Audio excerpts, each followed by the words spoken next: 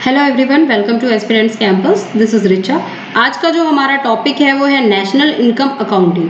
National income accounting में हम circular flow of income के मॉडल्स के बारे में पढ़ते हैं। तो आज का जो हमारा circular flow of income model है वो है टू सेक्टर इकोनॉमी के लिए। ठीक है, तो हम डिफरेंट सेक्टर्स जो है हमारे इकोनॉमी में कौन कौन से सेक्टर है, कौन कौन से सेक्टर्स है हमारी इकोनॉमी में। पहला आता है हाउस होल्ड सेक्टर। अब बेसिकली हाउस होल्ड सेक्टर क्या होता है?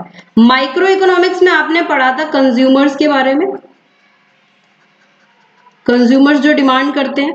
ठीक है, तो कंज्यूमर्स जो डिमांड करते हैं वो एक इंडिविजुअल कंज्यूमर की अपनी अपनी डिमांड होती है, लेकिन जब पूरी कंट्री की डिमांड की बात की जाएगी तो वो जो सेक्टर हो जाएगा वो हाउस होल्ड सेक्टर हो जाएगा।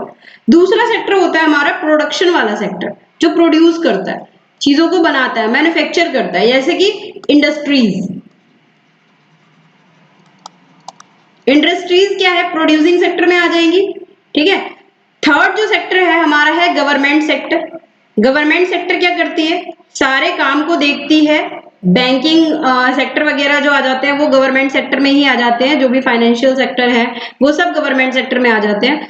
Law and order government sector के अंडर होता है, गवर्नमेंट ही देखती है लॉ एंड ऑर्डर को। मान लीजिए कि हाउस होल्ड सेक्टर और फर्म प्रोड्यूसिंग सेक्टर, इन दोनों के बीच में कुछ मतभेद हो गए, तो ये अगर जाएंगे तो अपनी प्रॉब्लम किसके पास लेके जाएंगे? गवर्नमेंट सेक्टर के पास ही लेके जाएंगे। ठीक है, क्योंकि लॉ एंड ऑर्डर तो गवर्नमेंट सेक्टर ही देखता है। फोर्थ जो हमारा सेक्टर आ जाता है वो होता है फॉरेन सेक्टर। फॉरेन सेक्टर क्या होता है?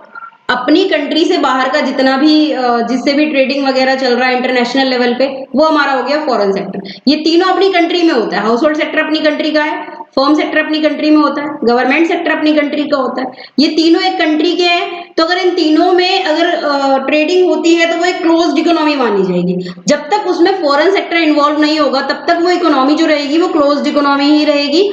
अगर उसमें फॉरेन सेक्टर इन्वॉल्व हो गया तो वो एक ओपन इकोनॉमी बन जाती है। क्योंकि हमने लास्ट वीडियो में क्या पढ़ा था? हमने लास्ट वीडियो में ये पढ़ा था कि ओपन इकोनॉमी वो होता है जब एक कंट्री दूसरे कंट्री के साथ फाइनेंशियल रिलेशंस रखती है और ट्रेडिंग वगैरह करती है।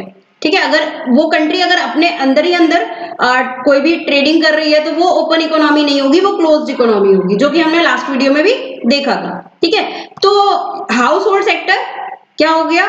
लार्ज नंबर ऑफ कंज्यूमर्स की तरीके से एग्जांपल अगर आप लेंगे तो वो हाउस होल्ड सेक्टर हो गया। एक पॉपुलेशन हो गई, लार्ज नंबर, एक कंट्री की पॉपुलेशन, वो हाउस होल्ड सेक्टर में आ जाती है। फर्म सेक्टर वो हो गया जो इंडस्ट्रीज जो प्रोडक्शन करते हैं। गवर्नमेंट सेक्टर आपको पता है, सरकार है हमारी गवर्नमेंट सेक्टर।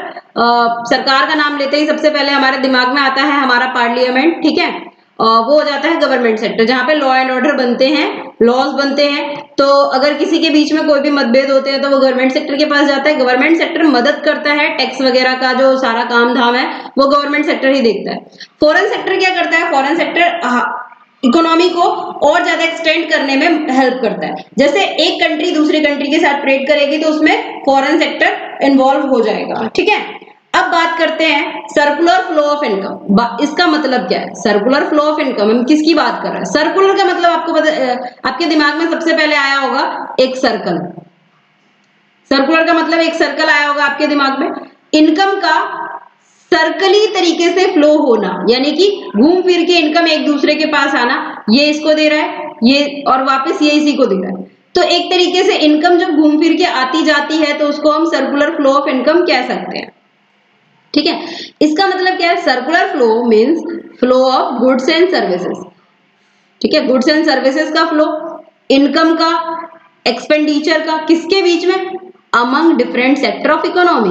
अलग अलग जो हमारी इकोनॉमी के सेक्टर हैं उनके बीच में इनकम का, गुड्स एंड सर्विसेज का जो फ्लो होता है उसको हम कह सकते हैं सर्कुलर फ्लो ऑफ इनकम। ठीक है, यानी कि मान लीजिए कि हम आपकी और अपनी बात करते हैं, आपकी और अपनी बात करते हैं। ठीक है, मान लीजिए मैं कुछ सेल कर रही हूँ, कुछ भी मैं सेल कर रही हूँ, कोई भी टी शर्ट्स वगैरह या फिर कुछ भी मैं बना के सेल कर रही हूँ, तो जो परचेज कर रहा है उसका खर्चा हो रहा है लेकिन मेरी इनकम हो रही है।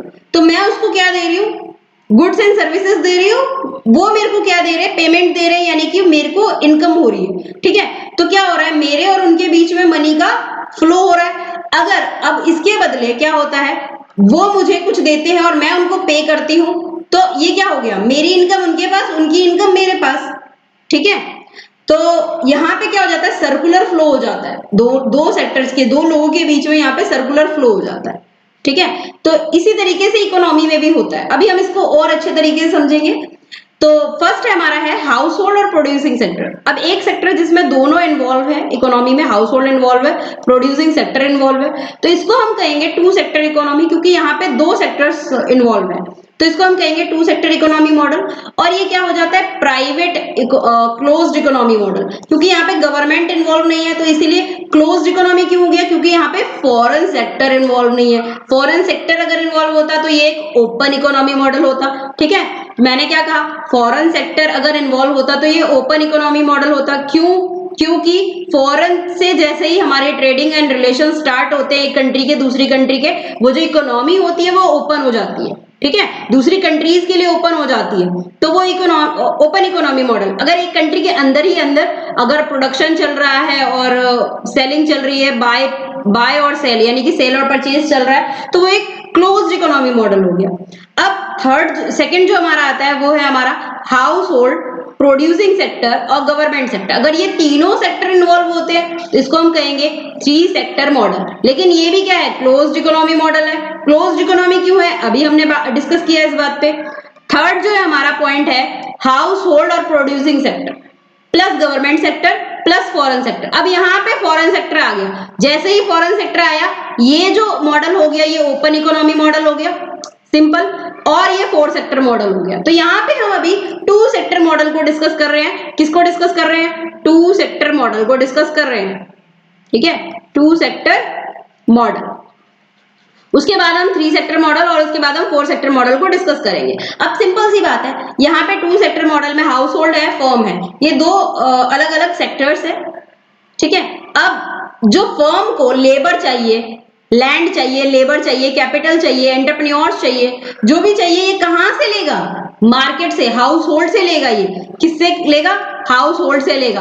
हाउस होल्ड इसको फैक्टर ऑफ सर्विसेज प्रोवाइड करेगा, लेकिन फ्री में कोई कुछ नहीं देता है, फ्री में कोई कुछ नहीं देता है। हाउस होल्ड ने अगर फैक्टर ऑफ सर्विसेज इसको फर्म को दिए तो फर्म उसको क्या देगा, हाउस होल्ड को फैक्टर पेमेंट देगा। जैसे कि लैंड के बदले रेंट देगा, लेबर के बदले वेज देगा, कैपिटल के बदले इंटरेस्ट और एंटरप्रेन्योर्स को प्रॉफिट देगा। तो उसी तरीके से फैक्टर ऑफ सर्विसेज आया तो फैक्टर पेमेंट गई। अब क्या हो गया, फर्म ने कुछ प्रोड्यूस किया होगा, फर्म ने कुछ प्रोडक्शन किया है, तो वो गुड्स एंड सर्विसेज जो उसने प्रोड्यूस किया है उसको खरीदेगा कौन, हाउस होल्ड। तो यहाँ पे हाउस होल्ड क्या है, बायर है, और यहाँ पे हाउस होल्ड क्या है, सेलर है यहाँ पे। ठीक है, क्योंकि यहाँ पे फर्म पैसे दे रहा है तो यहाँ पे फर्म बायर हुआ, और यहाँ पे क्या हो गया, फर्म सेलर हो गया। ठीक है, तो बाय और सेलिंग का दोनों के बीच में कॉन्सेप्ट चलता रहता है। अब ये देखिए, गुड्स एंड सर्विसेज इसने हाउस होल्ड को दिए, हाउस होल्ड क्या करेगा, पेमेंट करेगा। ठीक है, तो यहाँ पे देखिए जब फर्म ने पेमेंट करी तो हाउस होल्ड को क्या हुई, इनकम। ठीक है, अब जब हाउस होल्ड पेमेंट कर रहा है तो फर्म को हो गई इनकम, यानी कि दोनों को एक दूसरे से इनकम हो रही है। तो इसको हम क्या कहेंगे, circular model of income. Clear है, ठीक है। अब ये आपको क्या कर रहा है, इसी को इलेबोरेट करके आपको लिखना है। अगर टू सेक्टर मॉडल के बारे में आ जाता है तो इसको इलेबोरेट करके आपको लिखना है थोड़ा सा अच्छे से कि ये मॉडल वर्क कैसे करता है, इसको आप थोड़ा सा इलेबोरेट कर दीजिएगा। आपकी बुक में खैर थर्ड सेक्टर एक चीज जो है फाइनेंशियल मार्केट, उसके बारे में नहीं है, ठीक है, लेकिन कई सारी बुक्स में ये चीज है, फाइनेंशियल मार्केट के बारे में है, एक बीच में फाइनेंशियल मार्केट भी आ जाता है। वैसे टू सेक्टर मॉडल में नहीं होना चाहिए फाइनेंशियल मार्केट। तो financial market three sector model में आता है जहां पे गवर्नमेंट इन्वॉल्व होती है। तो फाइनेंशियल मार्केट का क्या काम होता है, ये एक तरीके से क्या है, बैंक है। तो अगर हाउस होल्ड को पैसे सेव करने होंगे तो फाइनेंशियल मार्केट के पास जाएगा, हाउस होल्ड को लोन लेना होगा तो फाइनेंशियल मार्केट के पास जाएगा। तो ये हम थ्री सेक्टर मॉडल इकोनॉमी में भी पढ़ेंगे। जैसे ही फर्म के पास पैसे हो गए, फर्म को पैसे सेव करने होंगे तो वो फाइनेंशियल मार्केट के पास जाएगा, फर्म को लोन लेना होगा तो लोन उसको फाइनेंशियल मार्केट देगी। ठीक है, तो इग्नू की बुक में नहीं है तो आप इसको इन्वॉल्व नहीं करिएगा। उसके बाद बात आती है assumption of circular flow of income in two sector models। इसके क्या assumptions हैं, क्या assumptions हैं? ये हमेशा क्या होना चाहिए, ओनली टू सेक्टर का होना चाहिए, दो ही सेक्टर इसमें इन्वॉल्व होने चाहिए। दो सेक्टर कौन से, दो सेक्टर में एक आता है आपका हाउस होल्ड सेक्टर और दूसरा आता है आपका प्रोडक्शन सेक्टर या फिर फर्म सेक्टर। ठीक है, तो ये दो ही सेक्टर होने चाहिए इसमें इन्वॉल्व। ठीक है, सेकेंड पॉइंट क्या है, हाउस होल्ड सेक्टर जो है ऑनर होगा, सभी का ऑनर होगा, जितने भी फैक्टर ऑफ प्रोडक्शन है उसका ऑनर कौन होगा, हाउस होल्ड सेक्टर होगा, all the factor of production. तो household sector factor of production provide कर रहा है, तभी तो उसको पेमेंट मिल रही है, तभी तो उसको पेमेंट के थ्रू इनकम हो रही है। ठीक है, जो कि हमने ऊपर पढ़ा। अब देखिए फर्म सेक्टर जो होगा, फर्म सेक्टर क्या करेगा, हायर करेगा फैक्टर ऑफ सर्विसेज को, हायर करेगा और उसका पेमेंट देगा, और हाउस होल्ड को क्या करेगा, ये production of goods and services from the house hold for the production of goods and services. Factor of services क्यों हायर करेगा, प्रोडक्शन के लिए, किस चीज की प्रोडक्शन के लिए, गुड्स एंड सर्विसेज की प्रोडक्शन के लिए। उसके बाद हाउस होल्ड सेक्टर जो होगा अपनी पूरी इनकम को कंजम्पशन पे खर्च कर देगा। हाउस होल्ड सेक्टर अपनी इनकम को कंजम्पशन पे, जो भी goods and services production sector ने बनाया है यानी कि फर्म ने बनाया है वो कंज्यूम करेगा, कौन करेगा, हाउस होल्ड करेगा, और कंजम्पशन के बदले क्या देगा, उसको पेमेंट देगा। पेमेंट तो उसकी क्या हो गई, इनकम हो गई, किसकी, फर्म सेक्टर की। अब फर्म सेक्टर क्या करेगा, बेचेगा ऑल द प्रोडक्ट्स, किसको, हाउस होल्ड सेक्टर को। यहां पे किसी का कोई इंटरफेरेंस नहीं होगा गवर्नमेंट सेक्टर का, यानी कि यहाँ पे जब थर्ड सेक्टर की बात ही नहीं की गई है, टू सेक्टर मॉडल है, प्राइवेट मॉडल है, प्राइवेट क्लोज्ड इकोनॉमी मॉडल है, तो यहाँ पे कोई भी गवर्नमेंट सेक्टर या फिर एक्सटर्नल कोई भी सेक्टर यहाँ पे इन्वॉल्व नहीं होगा। ठीक है, तो अगर टू सेक्टर इकोनॉमी पे आपको लिखने के लिए आता है तो पहले तो आप क्या करेंगे, थोड़ा सा इसको एलैबोरेट करेंगे, बनाएंगे, जो भी आपको दिया गया है यहाँ पे इसके बारे में थोड़ा सा बताएंगे, और उसके बाद इस जो डायग्राम है, ये जो फिगर है, इसको आप एलैबोरेट करेंगे कि भाई यहाँ पे लेन देन होता है दोनों के बीच में, फर्म और हाउस होल्ड के बीच में, फैक्टर ऑफ सर्विसेज जो है हाउस होल्ड फर्म को प्रोवाइड करते हैं और उसके बदले में फर्म जो होता है फैक्टर पेमेंट देता है हाउस होल्ड्स को। तो इसको आप बना के लिख दीजिएगा। ठीक है, if you find the video helpful then do like the video, share the video and subscribe the channel for more video updates. Thank you so much and best of luck for your exam.